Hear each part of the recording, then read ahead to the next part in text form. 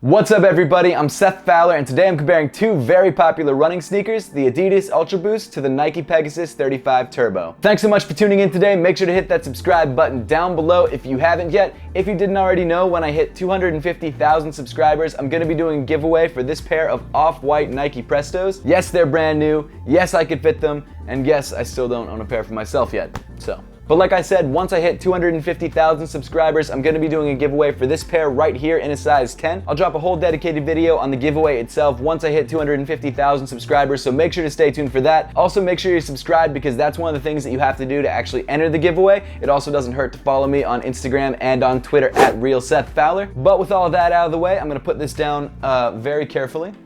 And we can get to the video. As you guys know, for a few years now, I've been a huge fan of the Adidas Ultra Boost, and I consider it one of my favorite lifestyle sneakers of all time. There's a lot of reasons why. One, it's stupid comfortable. Two, it just looks really, really good. And it's one of those sort of evergreen shoes that you can pretty much wear with anything. But over the last year, Nike has released a couple different cushioning technologies that have really taken aim at Boost Crown for the most comfortable cushion. But this month, Nike's released a shoe that includes both of those cushioning technologies, Zoom X and Nike React. If you didn't already know from the title of this video, this is the Nike Zoom Pegasus 35 Turbo. This is Nike's latest addition to the prosumer running market, and it includes a couple different technologies that really make this shoe stand out. Both the Adidas Ultra Boost and the Nike Pegasus 35 Turbo are excellent sneakers, so the question becomes, which shoe should you buy? Right off the bat, the first thing that we should cover is price point. And the interesting thing about both of these sneakers is that they both retail for $180 US. Now, because the Adidas Ultra Boost has been out a lot longer, there are a lot of pairs that you can find on sale. Conversely, there are also a couple limited edition pairs that cost even more money, like in the $200, $220 range. But if your goal is to find a brand new, recently released colorway of the Adidas Ultra Boost, you're gonna have to pay about 180 bucks. The Nike Pegasus 35 Turbo just released, so there are not many pairs on sale. In fact, it is relatively hard to find this sneaker on store shelves, but if you are able to find a pair in store or online, it will cost you the same thing as the Adidas Ultra Boost. But now that we've covered the price, let's jump into some of the differences. Starting things off with one of the biggest differences between these two shoes, the materials on the upper. The Ultra Boost comes with a one-piece prime knit sock-like constructed upper. Prime knit, as I'm sure you guys know, is extremely soft and extremely comfortable and feels great on your foot. When I say this gives you a sock-like fit, that's definitely no exaggeration. It really feels like you're genuinely just wearing another sock on top of your sock. And even though that combination sounds like it could get a little bit warm on foot, one thing I love about prime knit is that it's extremely breathable. For the last 3 to 4 years that I've been wearing Ultra Boosts, I've never had a problem with them getting too hot on my foot. The only time I've ever had a problem with the temperature of the Ultra Boost is that when I'm wearing it in the winter and my toes get frozen. But that's an easy problem to fix by just wearing another pair of socks. The Nike Pegasus 35 Turbo comes with a mesh underlay and a clear plastic mesh on top. This combination of materials obviously isn't as soft or as flexible, but that's kind of a good thing because this shoe is more performance-based than the Ultra Boost. So by trading off some of that stretch and that flex, you do get a little bit more of a one-to-one fit, and the shoe does feel like it will be a little bit more durable as you wear it. Another difference between the Pegasus 35 Turbo and the Adidas Ultra Boost is that unlike the Ultra Boost, the Pegasus Turbo has a semi-detached tongue. This semi-detached tongue is good for fit purposes, so when you actually tighten up the shoe, you're not going to get any sort of crinkling around the midfoot. The sides of the shoe will actually creep over the tongue and give you a more snug fit. One difference that I noticed between the two shoes, at least in the materials on the upper, is that the Ultra Boost is a much more breathable sneaker. You're not going to overheat in the Pegasus Turbo, at least I didn't when I was running in some pretty extreme heat, but there is definitely a noticeable difference between the breathability of these two shoes. Now moving on to one of the most important things of any sneaker, the fit. I own both of these shoes in my true size, and there's definitely a pretty noticeable difference between these two sneakers. I have relatively narrow feet, and the Pegasus Turbo seems to fit my foot perfectly, like a one-to-one fit, no questions asked. The Ultra Boost, while it does feel good on foot and it does fit relatively well, it does feel like there's a lot of room around my toes, and it's a pretty wide sneaker. Relatively wide, it's not the widest sneaker in the world, but there's definitely a noticeable difference between this shoe and the Pegasus 35 Turbo. The ankle collars of both shoes are different as well. The Ultra Boost has a very sock-like, very slip in and out sort of feel. Once you get your foot into the Pegasus Turbo and tie the laces, you're locked in. You're definitely not coming out of this shoe. Not that you would in the Ultra Boost, but I can almost wear this shoe like a slip-on, and I definitely can't do that with the Pegasus 35 Turbo. One of the most noticeable differences between these two shoes is the lacing system. On the Ultra Boost, you have an exposed TPU midfoot cage. The way this cage works is that when you tighten up the laces of the shoe, it pulls these two pieces of TPU together and in theory gives you a much more snug fit around the midfoot. I don't usually wear my Ultra Boost tightened all the way up. In fact, when I'm not running in them, I usually just wear them unlaced. But one thing I noticed when I really tightened up the shoe for a much more snug fit,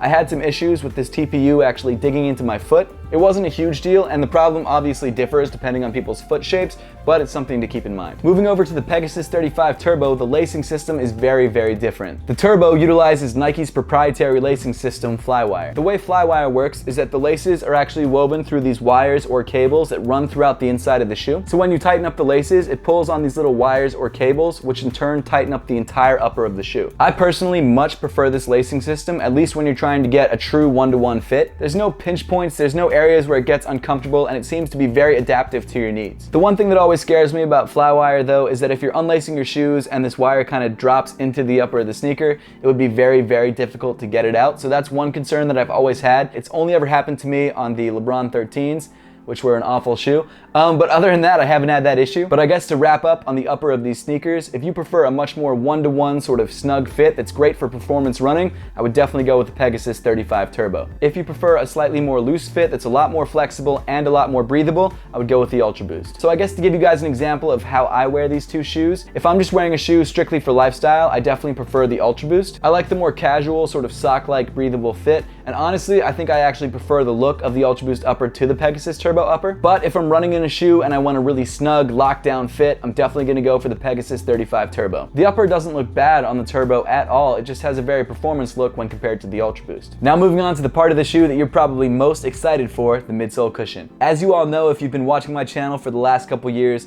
Boost has always been my favorite cushion because it's just so incredibly cloud-like and comfortable. The Ultraboost though hasn't always been my favorite running sneaker because I feel like with this amount of boost and the fact that it's not caged means that it does get a little bit mushy. It's actually a really great shoe if you're running long distances and you need that sort of really soft, comfortable ride. But on shorter runs, I definitely feel like sometimes I'm sinking into the shoes rather than sort of getting bounced back from the boost. When it comes to lifestyle wear though, I love this cushion. It's incredibly soft, incredibly comfortable, and if I could put Boost in just every sneaker, I definitely would. Something interesting about Boost is that it has a very styrofoam-like look, and the reason for that is that the way it's actually created is that they put all these pellets into a mold and then heat them up and they slowly expand. So because of that, you get this very textured look, which some people like, some people don't, but I feel like at this point everyone's very used to. One downside to this manufacturing method is that they can't actually color the Boost. I mean, they can paint over top of it, which unfortunately doesn't last forever, but it does give it a nice look. You would think that you could dye the material or add in some sort of coloring during the manufacturing process, but apparently that messes with the chemical reaction when the midsole is being formed, so they just can't do that, and the only way to color the Boost is just to paint over top of it. Moving over to the new Pegasus 35 Turbo, you've got this really interesting combination of foams that create a pretty incredible midsole cushion. If you didn't already know, this shoe is literally two different kinds of foam stacked on top of each other. The top foam that's actually painted with this black to gray fade is actually Zoom X, and the bottom half that comes in all white with, ironically, this Zoom X logo is actually Nike React. The difference between these two foams is that Zoom X is actually incredibly soft, softer than Boost. However, it doesn't offer a lot of support or stability. And then the Nike React on the bottom, while still soft, is definitely firmer and offers you a little bit more stability and some more support. For comparison purposes, the Zoom X is a little bit softer than Boost and the React is a little bit firmer than Boost. So when running in the Pegasus Turbo, you definitely get the best of both worlds. You get this incredibly soft Zoom X, which is great for impact protection, and then you get the Nike React underneath for added stability and some nice bounce back. So when directly comparing these two cushions, Boost is definitely a little bit softer overall. Even though the Zoom X is a softer foam, because it's paired with the React, it definitely has a little bit of a more firm ride. But I mean, it's only just a little bit more firm, like it's barely noticeable. In fact, I found when I was just walking around the house, my foot wouldn't actually compress all the way down to the React, and I'd mainly just be walking on sort of the Zoom X portion of the shoe, and the feeling of that was definitely softer than the Boost. But when you're actually running in the Pegasus Turbo, your foot does seem to compress the Zoom X a little bit more, which allows you to get down to the React, and the React definitely provides a bit more bounce back than the Boost does. Also, even though the Pegasus 35 Turbo's midsole is a little bit thinner, it does provide a little bit more stability than the Ultraboost. And honestly, I think that's purely just because of the firmness of the React foam. As for the aesthetics of each cushion, they both have their upsides and their downsides. Although this Zoom X and React combination can be painted and molded in whatever color or shape that they want, it does crease extremely easily. Like if you look at the back of that shoe, it's got a huge amount of creasing in it, which doesn't actually look terrible, it just looks very worn very quickly. Whereas with the Boost cushion, you can only paint the midsole and you're kind of restricted to having this styrofoam look. The one upside to it is that even if the shoe creases, you wouldn't be able to tell. You could wear the shoe for years on end, and unless it got discolored like my shoe did, you wouldn't even be able to tell if it's worn. So rounding off the cushion portion of the video, again, for performance wear, I would definitely go with the Pegasus 35 Turbo over the Ultraboost. The feedback and the stability of the Pegasus 35 Turbo is definitely superior to the Ultraboost's more mushy Boost cushion, and although this is softer than other running shoes, I never felt like I was sinking into the sneaker. Now talking about the lifestyle wear of things, this is where it gets kind of interesting. Like I said, for years, Boost was always my go-to. This is what I would always wear if I wanted something that was extremely soft and extremely comfortable. But the Zoom X in this shoe, especially when you're just walking around, is stupid soft. In some cases, it even felt softer than the Ultraboost, which is definitely saying something. So while I'd love to say again that Boost won this one as usual, I don't know if it did. I think it's honestly more of a toss-up. Visually, when it comes to the actual look of the midsole, I'm just very used to the Boost look, and I think it goes well with pretty much everything. The Pegasus 35 Turbo definitely has a very fast, sleek, and futuristic look, and honestly, there are certain things that I wouldn't wear this shoe with that I think could go really well with the Ultraboost. So I guess in a very specific category of midsole aesthetics, I'd probably choose the Ultraboost. Now finally moving to the bottom of both sneakers, we've got the outsole. The Ultraboost comes with a full Continental rubber webbed outsole, and guess that's the same Continental that makes tires. Whereas the Pegasus 35 Turbo has rubber on the forefoot and on the heel of the sneaker, but that middle white portion is actually just exposed React. Because I've only really had the Pegasus Turbo for like 2 weeks now, I can't really speak towards the durability of the sneaker, but one thing that I've noticed about the Ultraboost is that even though it is using a Continental rubber webbed outsole, the webbed outsole does actually wear down pretty quickly because the rubber is relatively thin. With that being said, I'm also not too optimistic about the Pegasus 35's outsole. I feel like there just isn't enough rubber, and the rubber that's there is also very thin. Also, the fact that the middle of the outsole is just exposed React definitely scares me a little bit. So when it comes to the outsole, I honestly think it's probably going to be a toss-up. I don't think one's going to last really much longer than the other, and to be honest, I think this is probably the weakest point of both shoes. Overall, as a die-hard Ultraboost lover, I am blown away that Nike actually created a shoe that